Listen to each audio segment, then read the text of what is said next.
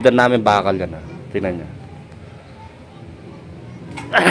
Medyo ano siya? Kapit. Yan. A few moments later. Katinda, nandito na naman ako para mangulit sa inyo. Dumating na po itong parcel na iniintay ko din. Binuksan ko muna baka ano. Ayan, nandito na siya. Papakita ko sa inyo kung ano to. Ayan. May ano siya, ayan. May hook siya. Mahabang rope to o tali. Ayan. Ito yan.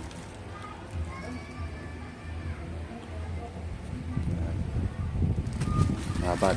Mahaba to. Ilang milimetro to. Basta mamaya titignan natin. Tapos ito yung kasama niya. Binuksan ko na to kanina.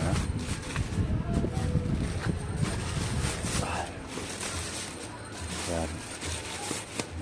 May susubukan lang tayo sa pagdating ng panahon, baka makatulong tayo sa mga tinda. Uulitin ko lang. Ayan. Ito isa tong ano magnet pang ayan, ang hirap buksan kasi nito. Ayan. Tinignan ko na rin kanina. Pero hindi po ito yung original. Halos stainless lang po yung nakapalibot sa kanya. Siguro yung magnet na nakalagay dito mga ano lang, mga kulang-kulang ano, mga 50%, 50% lang dito.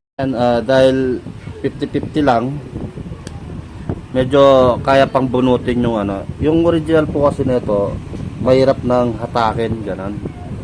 Ito medyo ano lang, medyo kaya pa. Tingnan nyo po, papakita ko sa inyo. Ayan po, ito may dala po ang kutsara dito na magnetic.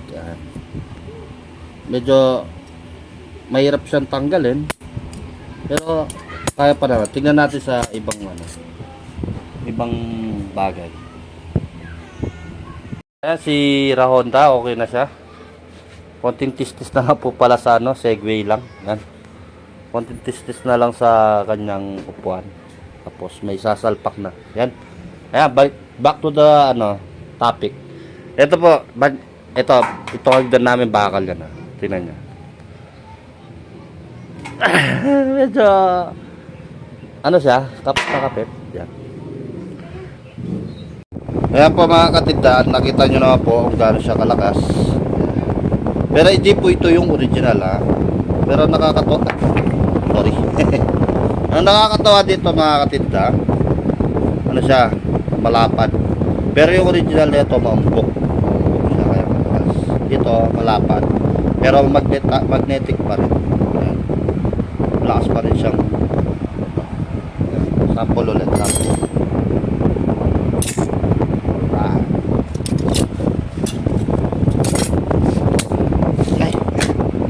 Ayan.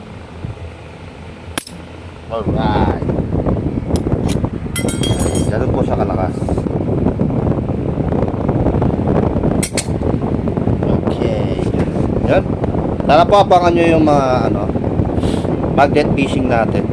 Susubukan natin gaano tayo makakarami. Lang po. Sana abangan nyo. Please like and share. Paki-subscribe naman po kami. Salamat.